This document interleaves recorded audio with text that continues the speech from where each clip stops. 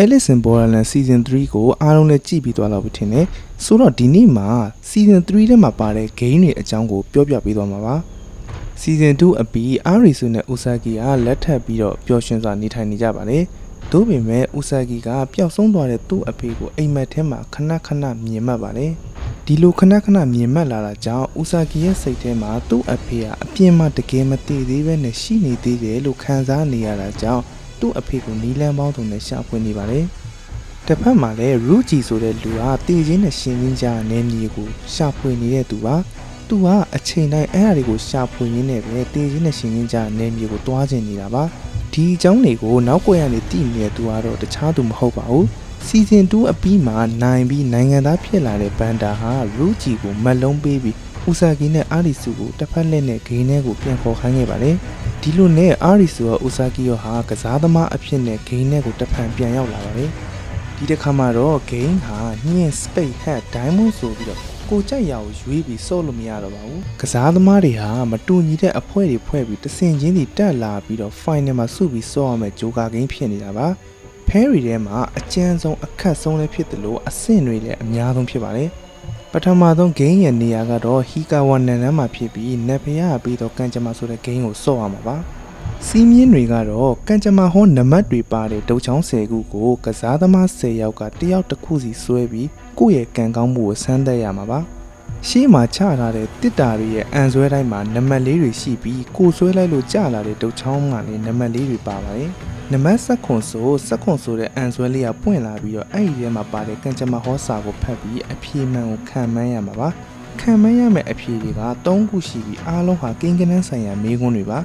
အဖြေကိုတိတိကျကျဖြေနိုင်ရင်အနိုင်ရမှာပါအဖြေမှားသွားရင်တော့ကိုပြောလိုက်တဲ့အဖြေနဲ့အဖြေမှန်ရဲ့ကွာဟချက်ပေါ်လိုက်ပြီးမီးများတွေနဲ့ပြစ်မှာပါဥပမာပု္ပ္ပစာတစ်ခုတွက်လို့အဖြေမှန်က15ရမှာကို12လို့မှားပြောမိရင်3ကွာဟတာကြောင့်မီးများ3ချောင်းနဲ့ပြစ်မှာပါဒီမှာမီလီယံနဲ့ချီပြီးမှားသွားရင်တော့မီလီယံနဲ့ချီတဲ့မြားတွေနဲ့ပြစ်မှာပါဒုတိယဂိမ်းရဲ့နေရာကတော့စမ်းသပ်တက်ခွဲခန်းမှာဖြစ်ပြီးဇွန်ဘီအမဲလိုက်ခြင်းဆိုတဲ့ဂိမ်းကိုကစားရမှာပါစီးမြင့်တွေကတော့ပြိုင်ပွဲဝင်တယောက်စီကိုဖဲ9ချက်ရပါမယ်ဒီဖဲတွေကိုအသုံးပြုပြီးတယောက်နဲ့တယောက်ညနေချင်းတိုင်းရှင်းပြန်ကစားရမှာပါကစားရမယ့်နေရာကဒီတက်ခွဲခန်းရဲ့နေရာအနှံ့မှာရှိပါတယ်အားလုံးဟာသူတို့စီစဉ်ထားပြီးသားပါပွဲစပြီဆိုတာနဲ့မျက်နှာချင်းဆိုင်ကစားသမား2ယောက်ကဖဲချက်တွေကိုရှင်းပြီးချရပါမယ်။နောက်ပြီးဖဲချက်ကိုလှန်လိုက်လို့ရှိရင်အမှတ်အများဆုံးဖြစ်တဲ့သူကအနိုင်ရရှိပါမယ်။နိုင်သွားတဲ့သူကရှုံးတဲ့သူရဲ့ကြိုက်ရဖဲတစ်ချက်ကိုယူဝင်ရှိပါတယ်။ဆိုတော့ဒီဂိမ်းကဒီလောက်နဲ့မရိုးရှင်းသေးပါဘူး။ဒီဂိမ်းမှာအထူးဖဲ3ချက်ပါပါတယ်။ဇွန်ဘီဖဲကတစ်ဖွဲ့မှာ1ယောက်ပဲရမှာပါ။အဖွဲတွေကအားလုံးပေါင်း4ဖွဲ့ရှိပါတယ်။တစ်ဖွဲ့မှာဇွန်ဘီတစ်ကောင်ဆိုတော့4ဖွဲ့ဆိုတော့4ကောင်ဖြစ်သွားမှာပါ။ကျန်တဲ့သူတွေကလူတွေဖြစ်ပြီးတော့ဇွန်ဘီကူးစက်မခံရအောင်တားဆီးရမယ်ဆိုတဲ့သဘောပါ။ဇွန်ဘီဖဲရဲ့အားသာချက်ကတော့တစ်ဖက်ကစားသမားဟာဖဲချက်နံပါတ်ဘယ်လောက်များများဇွန်ဘီပဲပါတဲ့သူကအနိုင်ရရှိမှာပါ။ပြီးတော့ရှုံးသွားတဲ့သူကဇွန်ဘီအဖြစ်ပြောင်းသွားပါမယ်။ပြောချင်တာကတော့ရှုံးတဲ့သူကပါဇွန်ဘီကက်ကိုရရှိသွားပြီးတော့ကိုနဲ့အတူဇွန်ဘီအဖွဲ့ဝင်ဖြစ်သွားမှာပါ။ဒီလိုနဲ့ဇွန်ဘီတွေကလူတွေကိုလိုက်ကိုက်ပြီးတော့ဇွန်ဘီအဖွဲ့တွေများလာအောင်လုပ်ရမှာပါ။တို့ပေမဲ့အဲ့ဒီဇွန်ဘီတွေကိုပွားမလာအောင်တားနိုင်တဲ့ဖဲတစ်ဖဲရှိပါတယ်။အဲ့ဒါကတော့ပြောင်းတဲ့ဖဲပဲဖြစ်ပါတယ်။ပြောင်းတဲ့ဖဲကဇွန်ဘီဖဲကိုတတ်လို့ရပါတယ်။အဖွဲ့ဟာအားလုံးပေါင်း4ဖွဲ့ရှိတာမို့လို့ပြောင်းတဲ့ပါတဲ့ဖဲဟာလည်း4ချက်ပါမှာပါ။ဒီပြောင်းတဲ့ဖဲရဲ့အားသာချက်ကတော့ဇွန်ဘီဖဲကိုစပွဲပေါ်မှာတင်မထားရင်တော့မှတစ်ဖက်လူကိုမကျေနပ်ရင်ဒီပြောင်းတဲ့ဖဲနဲ့တတ်ပစ်လိုက်လို့ရပါတယ်။တို့ပေမဲ့ဒီပြောင်းတဲ့ဖဲကတစ်ခါသုံးပြီးရင်တော့ပျောက်ကွယ်သွားမှာပါဇွန်ဘီဖဲကိုတားနိုင်တဲ့နောက်တစ်ဖဲကတော့ကာကွယ်ဆေးဖဲပဲဖြစ်ပါလေဒီကာကွယ်ဆေးဖဲကအဖွဲအားလုံးရဲ့လက်ထဲကိုကြုံရကြပန်းထားပြီးသွားမှာပါဒါဆိုဇွန်ဘီဖြစ်သွားတဲ့သူကိုကာကွယ်ဆေးဖဲနဲ့လူအဖြစ်ကိုပြောင်းပေးလို့ရပါတယ်တို့ပေမဲ့ဇွန်ဘီဖြစ်နေတဲ့လူဟာကာကွယ်ဆေးဖဲနဲ့ကိုယ့်ဟာကိုပြန်ကုတ်ပြီးလူပြန်ဖြစ်အောင်လုပ်လို့မရပါဘူးဒီဂိမ်းဟာပွဲ20ပြည့်သွားလို့ရှိရင်ပြီးသွားမှာပါပွဲပေါင်း20ထဲမှာလက်ထဲမှာဖဲချက်မရှိတဲ့သူဟာ game over ဖြစ်သွားမှာပါဇွန်ဘီနဲ့လူမှာအများဆုံးကျန်တဲ့ဘက်ကအနိုင်ရရှိမှာပါဆိုတော့ဒီ game ရဲ့ key point ကဇွန်ဘီအဖြစ်နဲ့နေမလားလူအဖြစ်နဲ့နေမလားဇွန်ဘီအဖြစ်နဲ့နေမယ်ဆိုလို့ရှိရင်တော့လိုက်ပြီးတော့ပြန်ပေါင်းအောင်လုပ်ရမယ်ဇွန်ဘီအဖြစ်နဲ့မနေချင်ဘူးလူအဖြစ်နဲ့နေချင်တယ်ဆိုလို့ရှိရင်တော့ တနက်ဖဲတွေအသုံးပြုပြီး zoom ဗီဒီယိုလိုက်တက်ရမယ်ဘယ်ဘက်မှာပဲနေပွဲ20ပြည့်သွားလို့ရှိရင်တော့နည်းတဲ့သူဘက်က game over ဖြစ်သွားမှာပါစီးမြင့်တွေအားလုံးရှင်းသွားပြီဆိုလို့ရှိရင်ပွဲစပြီဆိုတာနဲ့ကိုထိလိုက်တဲ့လူဟာကိုယ့်ရဲ့ပြိုင်ပဲဖြစ်လာပြီးပွဲကိုစတင်လို့ရပါပြီတတိယဂိမ်းရဲ့နေရာကတော့ရှီဘူးရရဲ့မြေရောက်ရထားမှာဖြစ်ပြီးအဝေးပြေးရထားဂိမ်းကိုစော့ရမှာပါဒီဂိမ်းမှာတော့ရထားကအတွင်း8တွဲပါရှိပြီးတတွဲပြီးတတွဲကူးလို့ရှိရင်တကားတွေကအလိုလိုလော့ကျသွားမှာပါတွားပြီးသားအတွဲတွေကိုလည်းပြန်သွားလို့မရပါဘူးကိုရောက်ရှိနေတဲ့အတွဲထဲမှာစက္ကန့်30ကြာလို့ရှိရင်အစိမ့်ငွေတွေဒါမှမဟုတ်အခိုးငွေတစ်ခုခုကိုထုတ်ပေးမှာပါဒီမှာတော့အစိမ့်ငွေတွေကရထားတွဲ8တွဲရှိရတဲ့မှာကြိုက်တဲ့4တွဲမှာထုတ်မှာပ